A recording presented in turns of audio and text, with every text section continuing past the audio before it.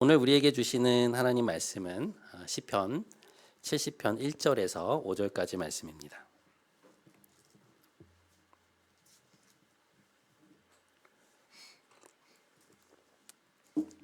한 절씩 교독하시고 마지막 절은 합독하시겠습니다.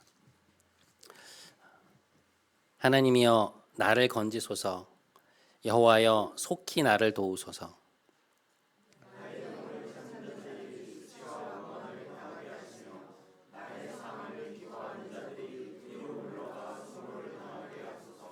아하 아하 하는 자들이 자기 수치로 말미암아 뒤로 물러가게 하소서.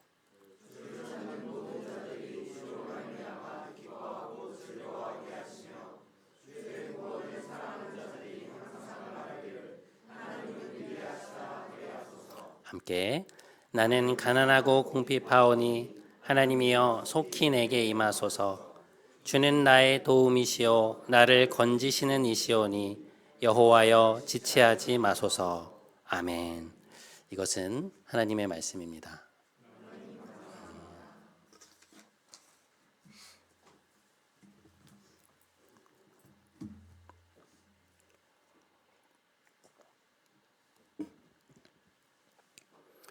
오늘 본문 5절은 다음과 같은 말로 시작이 되고 있습니다.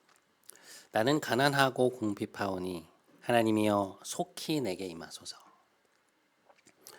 다윗의 시편을 읽어보면 가난하고 궁핍하다라는 말이 참 많이 나옵니다.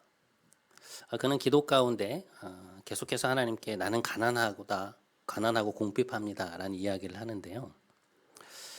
제가 이제 궁금해서 이게 히브리어로는 어떤 단어일까 이제 좀 찾아봤어요.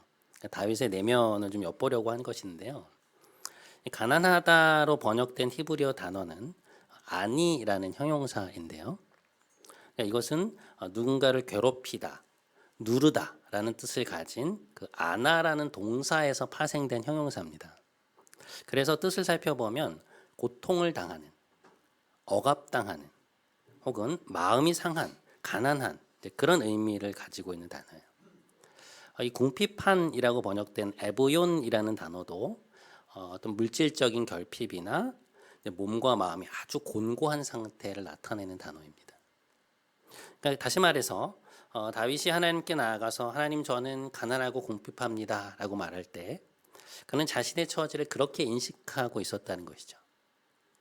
자신이 지금의 이 상황으로 인해 눌리고 고통스럽고 때로는 마음이 상해 있다고 말하고 있는 것입니다.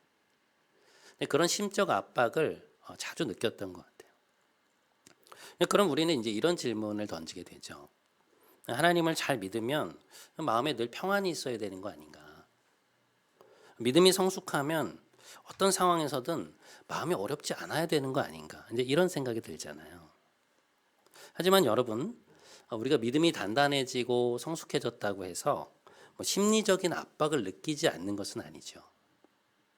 사도 바울만 해도 고린도 교회를 개척하려고 그리스의 남쪽으로 내려갔을 때 이제 어떤 표현을 쓰냐면 내가 너희 가운데 거할 때 약하고 두려워하고 심히 떨었노라라는 표현을 씁니다. 바울이 선교 여행을 처음 떠난 게 아니거든요. 그는 이미 1차 선교 여행 때 구터키 지역의 그 남쪽 지방을 쭉 다닌 바 있습니다. 그리고 고린도에 갔던 두 번째 선교 여행에서도 이미 그리스 북쪽에서 빌립보, 데살로니가와 같은 그런 교회들을 개척한 다음이었어요. 그런데도 그는 이 고린도라는 도시에 도착해서 그 도시의 낯선 분위기와 호의적으로 보이지 않는 사람들로 인해서 이제 위축이 된 것이죠. 이런 곳에서 과연 사역이 이루어질 수 있을까? 사람들에게 과연 복음이 들어갈 수 있을까? 그런 두려움이 있었던 것입니다. 여러분, 바울 정도 되는 그런 대사도면 그런 감정을 느끼지 않아야 되는 거 아닙니까? 그렇게 체험이 많고 믿음이 훌륭한 사람인데 그 정도면 아무 일에도 걱정도 없고 마음에 늘 평안이 가득해야 되는 거 아니에요? 그런데 그렇지 않았다는 거잖아요. 무슨 얘기냐? 우리가 믿음이 있다고 해서 우리를 둘러싼 일에 대해 압박을 느끼지 않는 것이 아니라는 것입니다. 그러니까 오히려 믿음이 성숙한 사람들은 어떤 사람들이냐? 두려움을 느끼지 않는 사람이 아니라 자신의 연약함을 인정하는 사람들이라는 것이죠. 그러니까 영적 성숙의 표지라는 것은 부정적인 감정을 하나도 느끼지 않는 것이 아니라 그 속에서 자신의 무력함과 연약함을 인식하고 눈을 돌려서 하나님을 바라보는 태도라는 것입니다. 그러니까 구원이 내 안에서 나오는 것이 아니라 하나님으로부터 온다는 것을 아는 사람인 것이죠.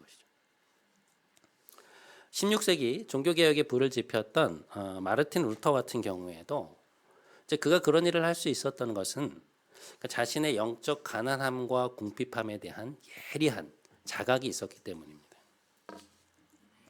아마도 그는 이제 완벽주의 성향을 가지고 있었던 것 같아요. 오늘 우리가 이제 예배 후에 보게 될 그 애니어그램 1번 유형의 사람들이 완벽주의자거든요. 모든 게 완벽해야 되는 거예요. 자신의 내면도 그렇고 이제 외적인 면도 그렇고. 그런데 이제 그렇지 못한 데서 오는 좌절감을 심하게 느낀 것이죠. 하나님 말씀을 잘 지키려고 하는데 이게 끝이 있나요? 그러니까 자신도 모르게 툭툭 튀어오르는 생각들, 정욕들, 욕심들, 자꾸만 뒤틀리고 왜곡되게 반응하는 그 스스로의 모습을 보면서 마음이 굉장히 어려웠던 것입니다. 고해성사를 6시간씩 했다고 하잖아요. 그러니까 하나님 앞에 온전한 모습으로 서고 싶은데 그렇지 못한 자신의 연약함을 너무나도 뼈저리게 느끼고 있었던 것이죠. 그랬기에 그 깊은 성경 연구 끝에 깨닫게 된 것, 행위가 아닌 믿음으로 의롭게 된다는 그 복음의 내용이 그에게는 커다란 빛으로 다가온 것입니다. 그러니까 우리의 행위의 완벽함을 통해 의로워지는 것이 아니라 우리를 대신하여 십자가에 돌아가신 그리스도를 믿을 때 우리의 죄가 용서되고 의로워진다는 그 복음의 진리가 그에게는 엄청난 충격으로 다가온 것이죠. 하나님이 우리에 대하여 행하여 주신 그 구원의 의미가 그의 영혼을 뒤흔든 것입니다. 만일 그에게 자신의 그런 영적 가난함 그리고 스스로의 연약함에 대한 예리한 인식이 없었다면 아마도 루터는 종교개혁의 불씨를 당기지 못했을 거예요. 미션이라는 제목의 영화가 있는데요. 로버트 드니로와 제레미 아이언스라고 하는 당대의 내노라 하는 배우들이 이제 주연을 맡았던 영화입니다. 거기에서 이제 제레미 아이언스는 남미의 정글에 사는 원주민들을 선교하는 예수의 신부로 나오는데요. 반면에 로버트 드니로는 노예 상인이었습니다. 그러니까 이 과라니족이라고 하는 그 원주민들을 잡아다가 사람들에게 팔아서 돈을 버는 사람이었어요. 정글 깊숙한 곳으로 들어가서 이제 강제로 원주민들을 잡아다가 이제 부유한 이들에게 팔아서 돈을 버는 이제 그런 사람이었던 것이죠. 이제 그러던 어느 날 이 로버트 드니로가 자신의 이복 동생과 한 여인을 놓고 결투를 벌이게 됩니다. 동생이 자기 애인과 그도 모르는 사이에 이제 사귀고 있었던 거예요. 그러니까 그가 잠시 떠나 있는 사이에 둘 사이에 그렇게 관계가 생긴 것입니다. 그러니까 이 사람이 거의 이성을 잃어요. 그래서 그 결투에서 그가 분노에 가득 찬 나머지 이 동생을 죽이게 됩니다. 그 분을 이기지 못해서 그냥 찔러버린 거예요. 근데 그 이후에 이 사람이 너무 고통스러워요. 동생을 죽인 그 자책감과 자괴감을 견딜 수가 없는 것이죠. 그러다가 이 제레미 아이언스를 만나게 되고 이제 신부님과 함께 자신이 노예로 갔다가 팔던 그 가라니족의 선교를 따라가게 됩니다. 그런데 그는 자신의 허리에 커다란 짐을 묶고 다녔어요. 그게 뭔가 하니 자신이 그동안 사용해왔던 어떤 갑옷, 무기들을 그물로 이렇게 묶어서 그것을 끌고 다니는 거예요. 근데 원주민들한테 가려면 정글 깊숙한 곳까지 들어가야 되거든요. 이제 강을 건너고 산도 타야 되는데 그 무거운 짐을 계속 허리에 맨 채 올라가는 거예요. 그러니까 스스로가 생각하기에 자기는 이제 용서받을 수 없는 사람인 것이죠. 동생을 죽였고 사람들을 노예로 갖다가 팔았던 자신의 죄로부터 벗어날 길이 없는 거예요. 그런데 결국 그 과라니족 사람들의 용서를 통해서 그가 하나님의 용서를 받아들이게 되고 그들이 그가 메고 있던 그 짐을 그 줄을 칼로 이렇게 끊어줍니다. 근데 그 짐이 막 산비탈 아래로 막 굴러 내려가서 강물로 이렇게 풍덩하고 빠지는데 이 사람이 그걸 보고서는 그 자리에서 펑펑 우는 장면이 나와요. 하나님의 구원의 빛이 그의 가슴 속에 환하게 비춰든 것이죠. 굉장히 감동적입니다. 여러분, 우리가 우리의 삶에서 우리 자신의 상태를 명확히 아는 것은 너무나 중요한 일입니다. 우리 자신의 무력함에 대한 명확한 인식이야말로 하나님의 구원을 소망하게 만드는 발판이 되는 것이죠. 우리 스스로가 지금의 이 곤경에서, 지금의 이 상황에서 나 자신을 건져낼 수 없다는 것을 깨닫는 것. 이 수렁에서 나를 끌어내는 데 있어서 내가 무력하다고 하는 그 분명한 인식이야말로 우리를 하나님께로 이끄는 도구가 된다는 것입니다. 다윗은 어떻게 그렇게 계속해서 지치지 않고 하나님께 나아갈 수 있었을까? 어떻게 그는 하나님의 구원하심을 그렇게 강렬하게 소망할 수 있었을까? 자신의 처지에 대한 인식이 너무나도 분명했던 것입니다. 자기는 정말로 가난하고 궁핍했거든요. 지금 이 상황을 타개해 나갈 만한 능력이 자기에게는 없는 거예요. 지금 자신이 빠져있는 이 수렁에서 스스로의 힘으로는 도저히 빠져나올 수가 없는 것이죠. 그걸 분명히 알고 있었던 것입니다. 그러니 하나님께 가지 않을 수 있나요?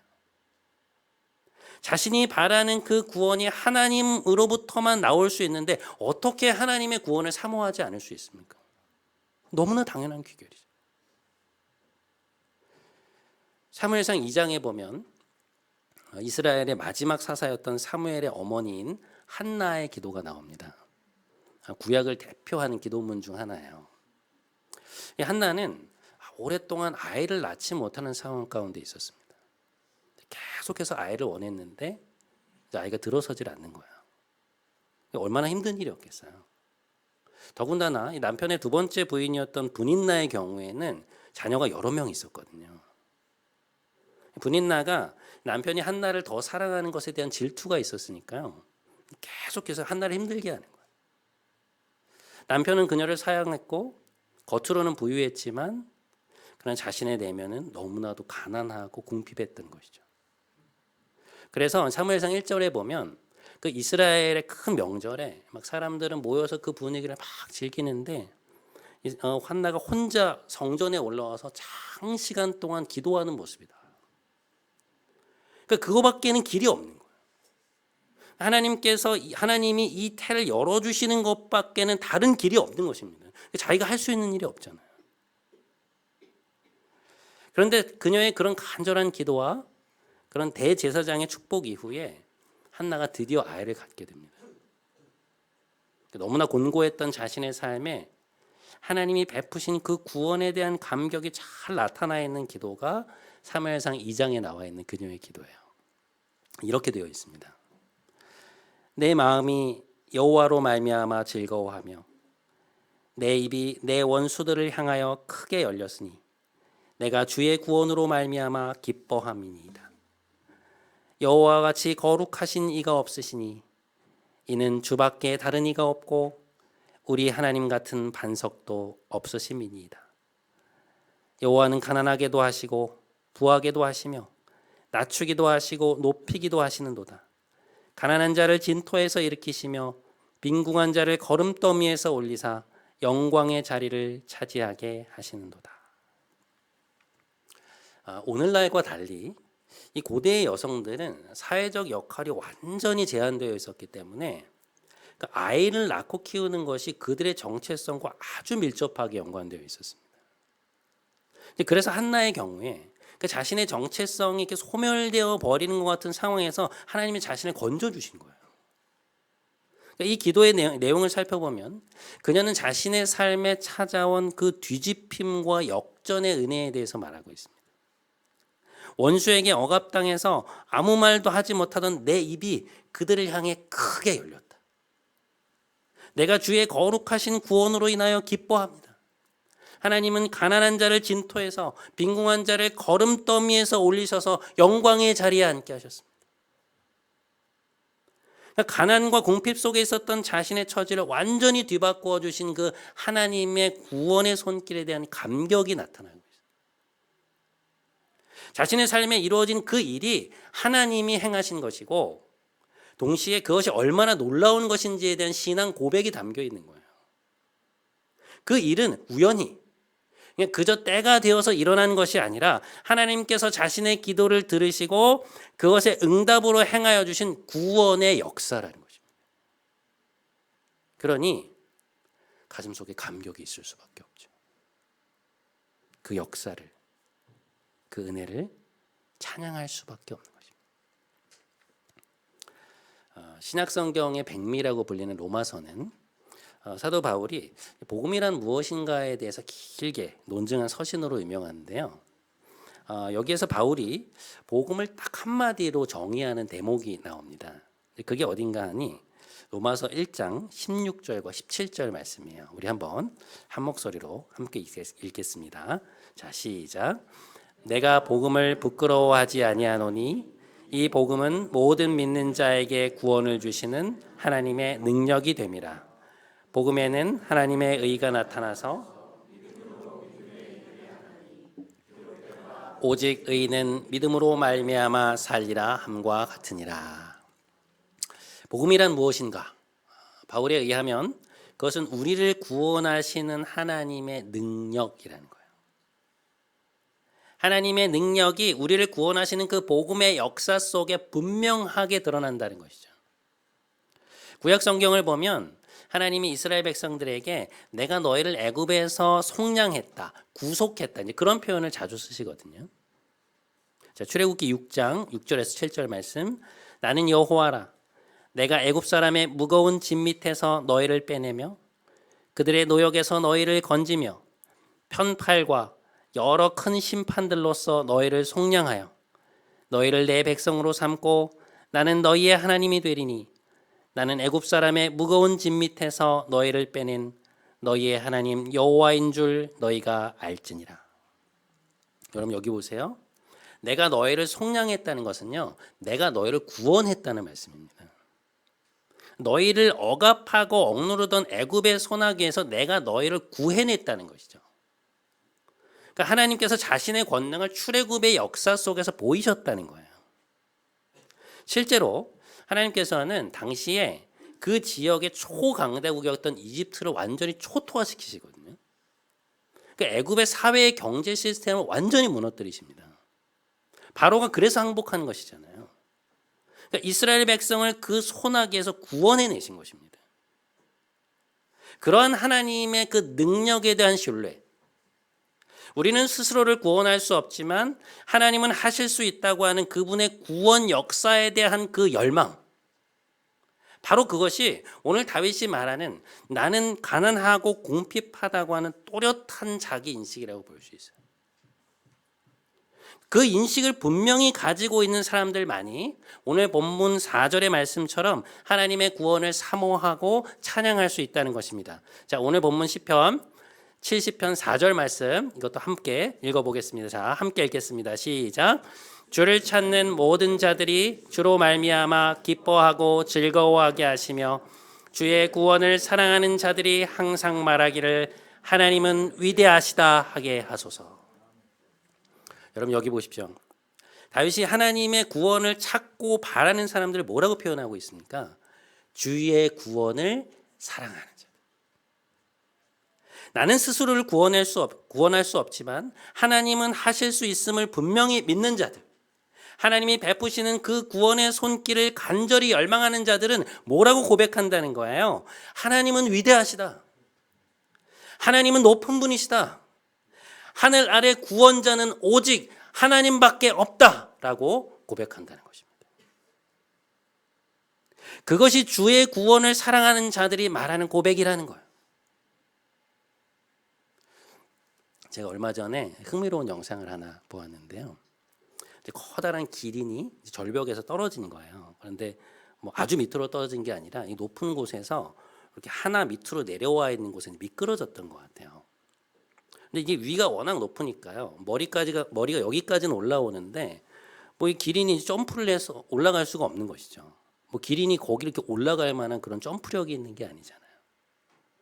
그러니 누군가 와서 도와주지 않으면 정말로 꼼짝 없이 더 미끄러져서 이제 밑에 낭떠러지로 떨어져 버리든가 아니면 이제 거기서 이제 굶어 죽는 수밖에 없었는데 사람들이 어떻게 알고서는 이 기린을 구하러 온 거예요. 아마 국립공원 같은 데였던 것 같아요. 사람들이 커다란 기중기에 이렇게 매달린 이 가죽을 기린의 배에 이렇게 감싸도록 한 것입니다. 그리고는 그 기린을 이렇게 건축 자재를 들어 올리는 것처럼 공중으로 이렇게 들어 올려서 이렇게 해서 이제 땅 위에 이렇게 내려놓은 거예요. 근데 이 균형을 잃으면 안 되잖아요. 밑으로 떨어져 버리니까. 천천히 이렇게 위로 올렸다가 기린이 무사히 땅에 이렇게 내려앉는 것을 보고서는 이제 그곳에 모여있던 사람들이 막 그냥 환호하면서 막 박수를 쳐요. 너무 기뻐하는 것이죠. 근데 그 영상을 보는데 이게 바로 구원의 이미지 아닌가 그런 생각이 들더라고요. 그러니까 우리의 능력으로는 우리가 처해 있는 이 공경에서 벗어날 수가 없잖아요. 우리 스스로가 자신을 구원할 수 없기에 그것을 넘어서는 하나님의 구원의 손길이 반드시 필요하다는 것입니다. 이번에 노벨 문학상을 받은 한강 작가의 작품 중에 히라버 시간이라는 소설이 있습니다. 2011년작인데요. 거기에 보면 눈이 점점 멀어져 가고 있는 한 남자와 언어를 잃어버린 한 여인이 나옵니다. 두 사람 다 지워지지 않은 그 인생의 깊은 상처를 안고 살아가는 사람들이에요. 남자는 유전병으로 인해서 도수가 아주 높은 안경이 아니면 이제는 거의 앞을 볼 수 없는 상황이었고요. 여자는 의식은 또렷했지만 그것은 이제 말로 표현하지 못하는 사람이었습니다. 근데 이 여인이 이 남자가 가르치고 있는 히라버, 이제 고대 헬라어 수업에 들어오면서 이제 만남이 시작되는 것이죠. 이 여인은 이제 그 수업을 듣는 몇 명 중에 한 명인데, 그 만남을 중심으로 해서 소설은 두 사람의 그 과거의 이야기들을 이렇게 막 계속 번갈아가면서 추적을 해요. 이 남자의 경우에는 어린 시절에 이제 가족들이 모두 독일로 이민을 갔는데요. 그곳에서 만났던 그 한 여인과의 관계에서 자신의 그 돌이킬 수 없는 실수로 인해서 커다란 상처를 안고 오랜 세월을 살게 됩니다. 그러다가 이제 혼자 한국으로 돌아온 것인데요. 이제 아버지 쪽 유전으로 인해서 지금은 거의 시력을 잃은 상태였습니다. 이 여자 주인공의 경우에는 한때 대학 강단에도 섰던 사람인데 이혼을 하고 나서 3번의 양육권 소송 끝에 아이를 남편 쪽에 빼앗기게 돼요. 그래서 이제 아이를 되찾아오려는 일념하에 살고 있었는데 갑자기 찾아온 이 언어의 상실 때문에 큰 좌절을 겪고 있는 상황이었습니다. 그런데 그런 상황에서 이 남편이 아이를 외국으로 아예 보내버리려는 것을 알게 되면서 극도의 분노 속에서 아주 커다란 절망을 하게 되죠. 아이 때문에 버티면서 살고 있는데 아이를 못 보게 된다는 게 얼마나 힘든 일이겠어요. 그런 주인공들의 그 상처, 절망, 그 고통의 이야기들이 번갈아가면서 쭉 이어져요. 소설을 읽다 보면 이런 삶에 희망이 있을까? 출구가 있을까? 그런 생각이 들거든요. 그러니까 주인공들이 갖고 있는 그 삶의 절망이 굉장히 깊어요. 마치 낭떠러지로 떨어지고 있는 것 같은 그런 심정이 아주 생생하게 다가옵니다. 그런데 이 소설의 마지막이 어떻게 끝이 나냐면 이제 이 주인공 남자가 야간에 클래스로 가던 도중에 계단에서 굴러떨어지면서 이 사람의 그 목숨줄과 같은 안경이 다 깨져버립니다. 눈이 보이질 않으니까요. 이 사람 더듬어서 아마 그걸 주려고 하다가 손이 피범벅이 돼서 움직일 수 없는 상황에 처하게 되는데 바로 그때 이 여인이 남자를 발견하고서는 집까지 이제 데려다 주는 장면이 나와요. 그게 이제 이 소설의 마지막 에피소드거든요. 뭐 남자는 아무것도 보이지 않으니까요. 병원에 들러서 조치를 취하고 이제 집에 가서 대화가 이어지는 것인데 여성은 이제 말을 못 하니까 손가락으로 남성의 그 손바닥에 이제 글씨를 쓰고 남성은 앞이 보이질 않으니 이 여인의 깊은 침묵을 배경 삼아서 자신이 오랫동안 꺼내지 못했던 이야기를 합니다. 이제 그런 과정 속에서 이제 서로가 서로의 안으로 이렇게 스며드는 것이죠. 이 소설의 마지막 장면이 그 에피소드에서 끝이 나는데요. 앞이 보이지 않는 이 남자가 이 여인의 이렇게 얼굴을 더듬으면서 보이지 않으니까요. 이제 입을 맞추는 장면으로 이제 끝이 납니다. 두 사람이 서로에게 마음을 열고 서로의 존재를 이렇게 받아들이는 그 열린 결말로 끝이 나는데요. 저는 이 작품을 읽으면서 구원이라는 것에 대해서 다시금 생각을 하게 되었습니다. 여러분, 문학이라는 것은 무엇인가요? 인간의 본질과 삶의 본질을 탐구해 나가는 작업이죠.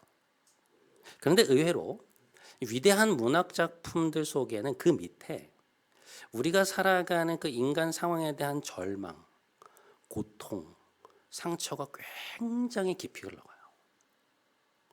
그 속에서 사람들은 길을 잃기도 하고 새로운 길을 찾으면서 구원을 모색해 가는 것인데, 그 노력이 너무나 아름답고 숭고하면서도 동시에 그것이 너무나 불완전하다는 것을 느끼게 됩니다.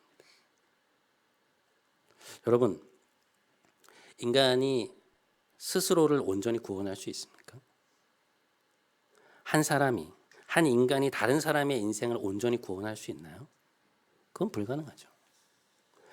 아무리 사랑하는 사이라고 해도 그 사람을 내가 온전히 구원할 수 없습니다. 내 자식조차도 내가 구원할 수 없잖아요. 그러니 만일 우리가 우리의 인생 속에서 하나님을 말할 수 없다면, 우리 존재의 근원이신 하나님을 말할 수 없다면 과연 우리는 무엇을 희망할 수 있을 것인가? 그 속에서 우리는 무엇을 바라보며 살아야 하는가? 그런 질문들이 생겨날 수밖에 없거든요. 그런데 여러분, 우리를 창조하시고 십자가의 죽음과 부활을 통해 우리에게 참된 희망을 허락해 주신 하나님이 살아계시다니, 그분이 오늘 우리의 곁에 찾아오셔서 내가 너의 존재를 사랑하고 있노라 말씀하신다면, 내가 너의 삶을 구원하노라 말씀하신다면, 우리의 생은 얼마나 든든하며 또 얼마나 환한 빛 가운데 있는 것이겠습니까? 우리가 열망하는 가장 완벽한 소망이 하나님 안에 있는데 우리가 하나님을 붙잡지 않을 이유가 있나요? 하나님이 내밀어 주신 그 구원의 손길을 사모하고 열망하는 거 너무 당연한 일 아니겠어요? 여러분이 지금 겪어나가고 계신 여러분의 현실은 무엇인가요? 매일매일 여러분에게 도전을 가해오는 삶의 현실 속에서 여러분들은 어떤 감정을 느끼고 계시며 또 어떤 생각들을 하고 계신가요? 여러분의 힘으로 그것들을 다 해결하고 넘어갈 수 있으시던가요? 여러분의 능력으로 그 사람을 컨트롤할 수 있으셨습니까? 우리의 인생 속에는 내가 할 수 있는 것보다 할 수 없는 게 훨씬 많죠. 인간의 절망은 거기에서 생겨나는 것이고, 구원에 대한 갈망 역시 그 자리에서 피어나는 것 아니겠습니까? 사랑하는 여러분, 그런 의미에서 오늘 다윗의 고백이 우리의 고백이 되기 원합니다.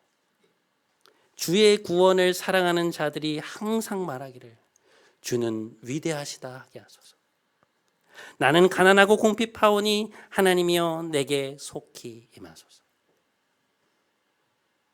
하나님의 그 능력, 그 전능하심, 우리를 향한 그 신실한 사랑으로 오늘도 우리를 삶의 곤경에서 끌어올리시는 그분의 구원을 날마다 체험하시는 여러분의 한 주가 되시기를 주님의 이름으로 간절히 축원드립니다.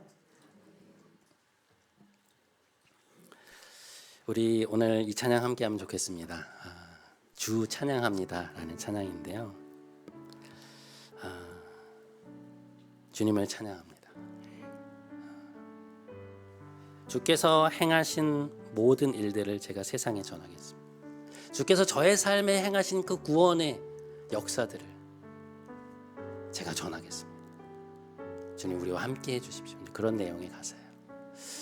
우리 삶에 하나님께서 오늘도 또 이번 한 주도 또 구원자로 임하여 달라고 이제 그 마음을 가지고 우리 우리 전심을 다해서 좀 찬양하며 나아가도록 하겠습니다. 주 찬양합니다.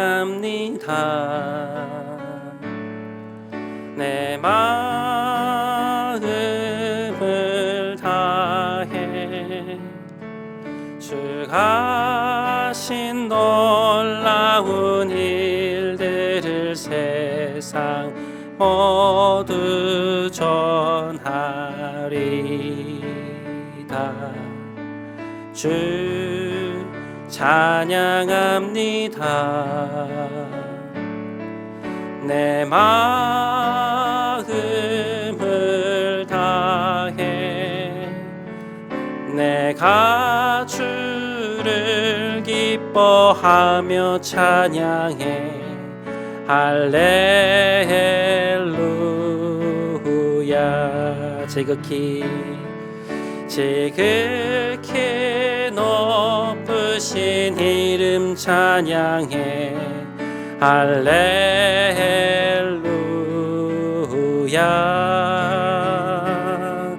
지극히 높으신 이름 찬양해. 할렐루야.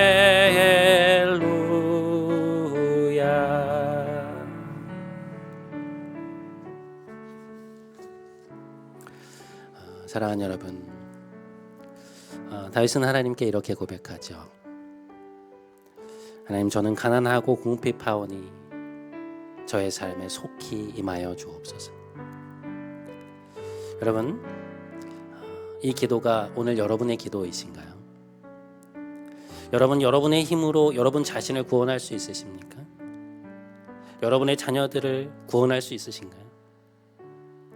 우리가 하나님의 구원을 열망하게 되는 것은 우리 자신의 무력함과 연약함을 인식하게 되는 바로 그 지점에서입니다. 하나님의 구원의 손길은 그 자리에서 피어나는 것입니다. 이 시간 함께 기도하기 원합니다. 하나님, 우리의 연약함을 인정합니다.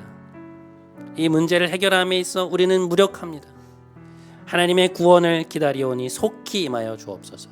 우리 이 기도 제목 가지고 함께 기도하며 나아가도록 하겠습니다. 함께 기도하겠습니다. 사랑하는 하나님, 감사합니다. 오늘 우리에게 은혜를 베풀어 주시고 말씀을 허락해 주셔서 감사합니다. 하나님, 우리는 가난하고 궁핍합니다. 우리는 우리의 힘으로 우리에게 닥쳐온 이 문제들을 넘어설 수 있는 능력이 없습니다. 우리의 연약함과 우리의 무력함, 이 문제를 대하는 데 있어서, 이것을 해결해 나가는 데 있어서 우리가 얼마나 부족한지 하나님은 알고 계십니다. 하나님, 우리에게 하나님 바라보라고 말씀하십니다. 우리의 연약함을 인정하고 하나님께서 우리와 함께 하시길, 하나님의 구원을 소망하라고 말씀하고 계십니다. 아버지, 하나님의 구원을 소망하며 하나님의 구원을 기다리며 나아갈 줄 아는 저희가 되게 하여 주시옵소서. 주님, 임하여 주소서. 여러분, 다윗은 또 이렇게 고백하죠. 주를 찾는 모든 자들이 주로 말미암아 기뻐하고 즐거워하게 하시며 주의 구원을 사랑하는 자들이 항상 말하기를 하나님은 위대하시다 하게 하소서. 주의 구원을 사모하는 자들, 그것을 사랑하는 자들은 하나님이 위대하신 분임을 고백합니다. 하나님의 크신 능력을 찬송하게 될 것입니다. 우리 오늘 이 말씀 가지고 한 번만 더 함께 기도하기 원합니다. 하나님, 하나님을 찾는 저희가 그 구원의 손길로 말미암아 기뻐하게 하시며 우리의 삶의 반전을 이루시는 주의 구원을 사랑하는 자들이 되게 하여 주옵소서. 우리 삶의 권능으로 임하시는 하나님의 손길을 보게 하여 주시옵소서. 우리 기도 제목 가지고 한 번만 더 함께 간절히 하나님 앞에 나아가도록 하겠습니다. 함께 기도하겠습니다. 하나님 아버지, 하나님을 간절히 구합니다.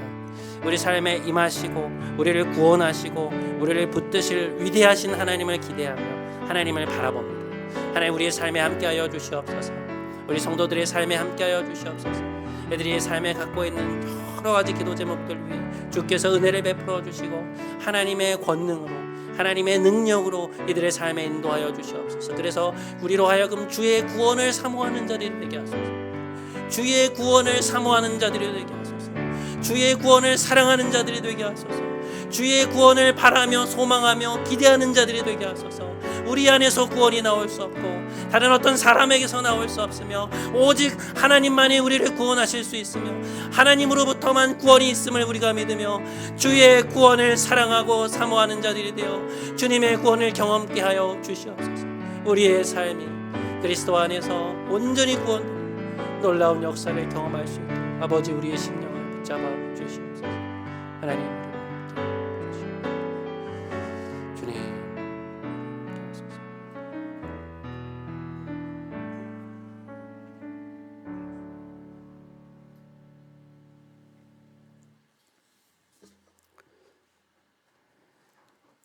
살아계신 하나님, 하나님만이 우리의 구원이시며 하나님만이 우리의 소망이심을 고백합니다.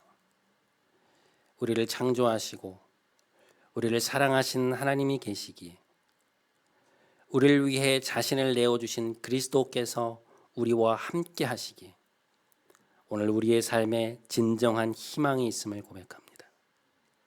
이번 한 주 우리의 삶에 그 권능의 손길로 구원의 은혜를 베풀어 주옵소서. 우리의 참된 구원자가 되시는 우리 주 예수 그리스도의 이름으로 기도드립니다. 아멘. 우리 다 함께 자리에서 일어나셔서 마지막 파송의 찬양하심으로 오늘 예배 마치도록 하겠습니다.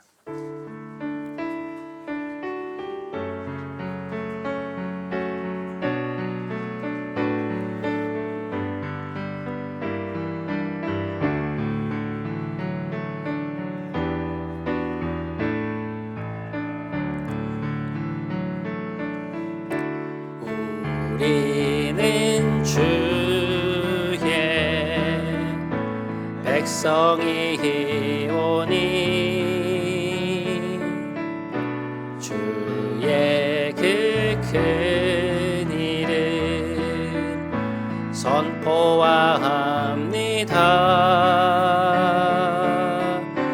이곳 어두운 세상에 빛으로 부르셨네. 주의 얼굴 구할 때 역사하소서. 교회를 세우시고 교회를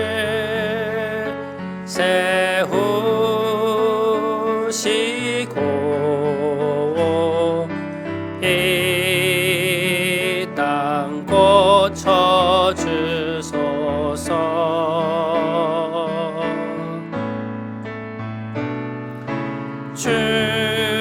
주님 나라 해임하시고 주 뜻 이루어지이다.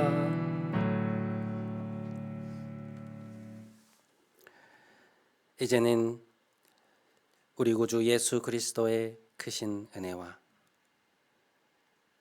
하나님 아버지의 놀라우신 사랑과 보혜사 성령님의 감동, 감화, 축복하심이 우리는 연약하나 우리에게 구원의 손길을 베푸신 하나님이 오늘도 우리와 함께 하심을 믿고 확신하며 삶의 자리로 돌아가는 사랑하는 모든 성도들의 머리 위에 애들의 가정, 일터, 사랑하는 이들 위에 이 교회 위에 이제부터 영원토록 함께 하시기를 간절히 축원하옵나이다. 아멘.